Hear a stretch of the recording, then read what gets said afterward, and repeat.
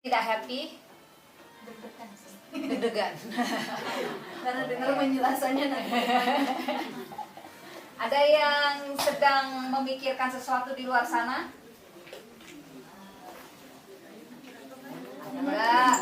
Yang badannya aja di sini, pikirannya ada di luar sana. Ada tidak? Saya akan kenalkan alat ini dari awal. Saya bawa dosing namanya. Jadi ini untuk mengukur medan magnetik kita. Ya, saya mau cek sekarang seberapa kita siap untuk kita membahas ini semua bersama-sama. Ya, kalau jawabannya tidak, maka dia tertutup. Jika jawabannya iya, dia terbuka. Ya. Niatnya apa? Kita siap, ya. Kita siap untuk membahas hasil fingerprint kita bersama. Oke? Relax. Tarik nafas dalam. Hembuskan. Kita semua siap untuk membahas analisa sidik jari kita pada sore hari ini.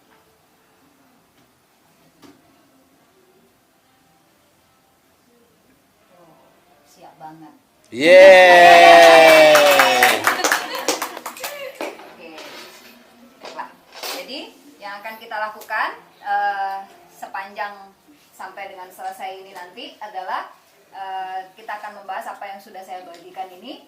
Lalu kemudian kita akan ada sesi tanya jawab, ya. Jadi saya anaknya pakai kakak aja ya, biar apa? Biar merasa ini ya, akrab ya. Saya sudah bela-belain cat rambut.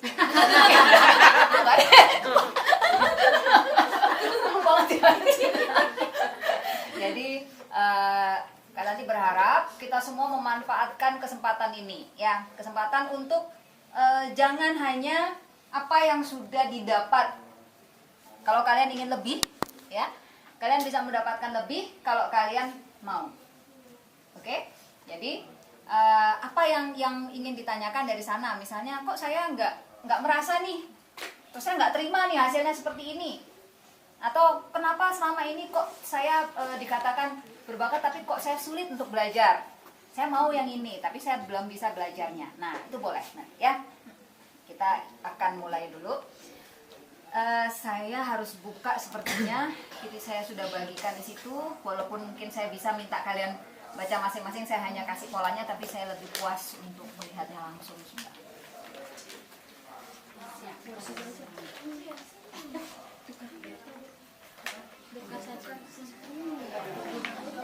Oh iya.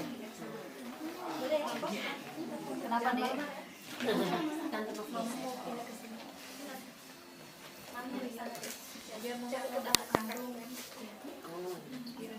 Agaza ada ya? Agaza Ada Bu. Georgius ada ya? Maria Lorda, Mary Queen ada kan? Samuel Paga aja yang nggak ada ya? Iya, lagi ujian naik ujian sana. Oh, dalam perjalanan pulang. Syukurlah, semoga segera bisa bergabung. Kemudian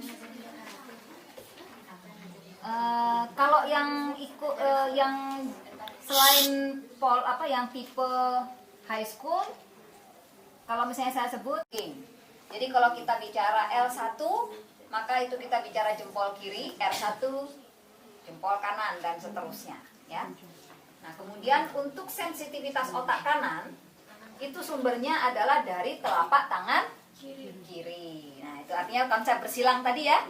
Kemudian sensitivitas otak kiri kita dapatkan dari sudut yang terbentuk di telapak tangan kanan. Nah, kalian boleh tambahkan untuk yang namanya sensitivitas otak 30 sampai 60 derajat itu normal.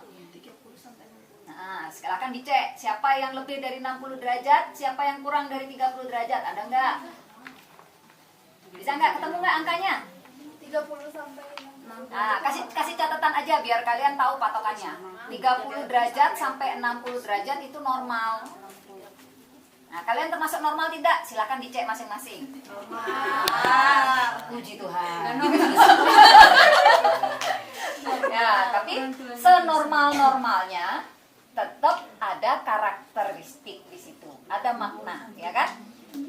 sampai dengan 41 derajat itu masuk dalam kategori berpikir cepat. Di atas 41 untuk memproses informasi. Ya. Jadi kalau misalnya seorang yang dia berpikir mampu memproses informasi dengan cepat, maka dia mampu untuk menangkap kesan atau menangkap gambar itu dengan cepat, tapi belum tentu benar, kan gitu. Nah, sekarang sensitivitasnya si otak kanan. Nah, otak kanan itu tugasnya apa sih? Gitu kan? Otak kanan tugasnya adalah untuk menangkap gambar. Ya kan? Menangkap gambar. Ketika kita masih ada di dalam perut ibu, dalam bentuk embrio, kita masih dalam bentuk janin, otak kita itu tumbuh pertama kali adalah otak sisi kanannya kita. Maka ketika kita kemudian terlahir, bayi, sampai dengan umur 5 tahun, otak kanannya yang berkembang lebih cepat, ya kan? Kita lebih gampang untuk melihat gambar, kita gampang banget meniru, ya kan? Dari apa yang kita lihat, ya kan? Gambar yang kita lihat adalah gambar. Nah, sekarang, maka ketika sensitivitas otak kanan, di situ, cepat atau lambat ya saya, terkait dengan otak kanan saya ini. Nah, ketika si otak kanan ini sudut derajatnya kecil, maka dia kan memproses cepat. Berarti ketika dia menangkap gambar, artinya gimana tuh proses? Bisa belum tentu. Jadi semuanya itu ada plus minus ya. Semua ada baik, ada buruknya. Jika kita melakukannya dengan benar, maka jadi benar, ya kan? Nah, ketika seorang otak kanan yang menangkap cepat, gitu ya, tetapi kemudian tidak mengulangnya lagi, apa yang terjadi? Lupa. Itu jadinya. Nah, kalau misalnya yang menangkap dengan otak kanannya dengan angka yang besar, sehingga dia membutuhkan waktu lama untuk menangkap kesan, apa yang terjadi? Detil. Dia teliti. Apa yang terjadi ketika orang yang membutuhkan waktu yang lama untuk mengamati, tapi dia tidak diberi waktu? Enggak tahu apa yang Nah, sekarang yang besar siapa? Ayo, yang lambat siapa? Yang sensitif pasti Benedikta, nih kan? Malah orang-orang di sekitar kita menyamakan. Ayo, semua lari. Padahal ada orang yang belum siap saat itu untuk lari. Ya kan? Tuh. Jadi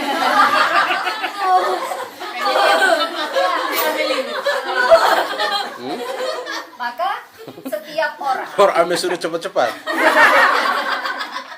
Maka setiap orang sebenarnya punya hak untuk berhasil kan? Iya. Ya kan? Ya, yang penting ini kenapa walaupun tidak dicantumkan di hasil analisa yang utama, saya merasa ini justru pokok sehingga saya harus tambahkan. Gitu. Nah, jadi seperti itu. Yang tadi yang cepat tadi kan cuma 2 orang ya?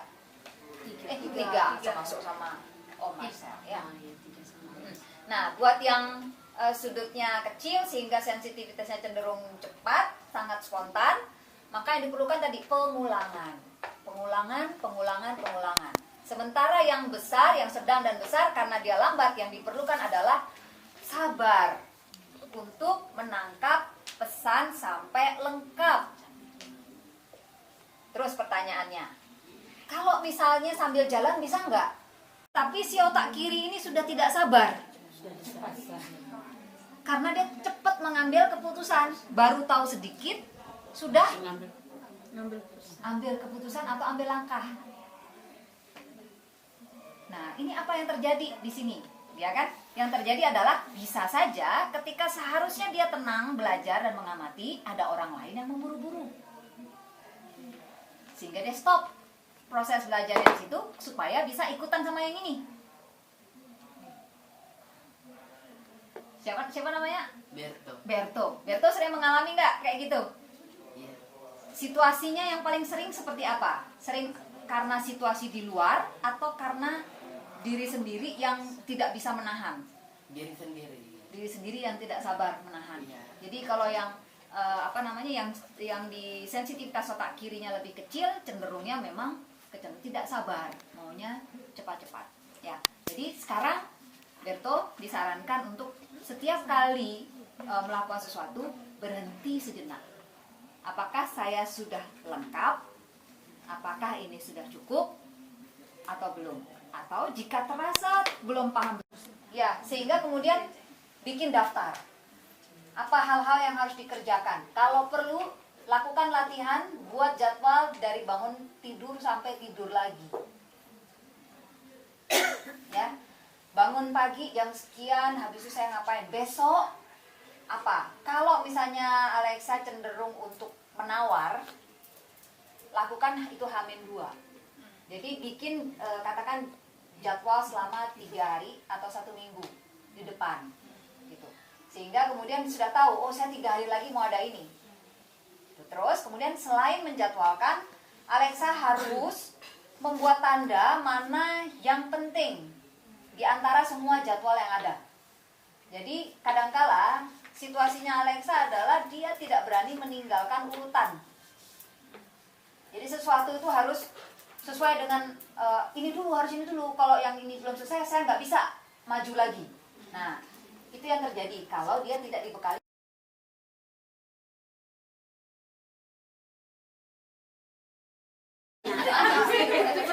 Oke, Itu dia dua. Samuel sebentar nanti tunjukkan gerakannya di sini. Ya. Jangan ada yang ganggu Samuel. Ya, bisa Samuel.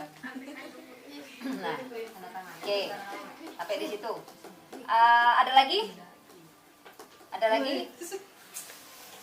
Yang mau ditanyakan? Enggak?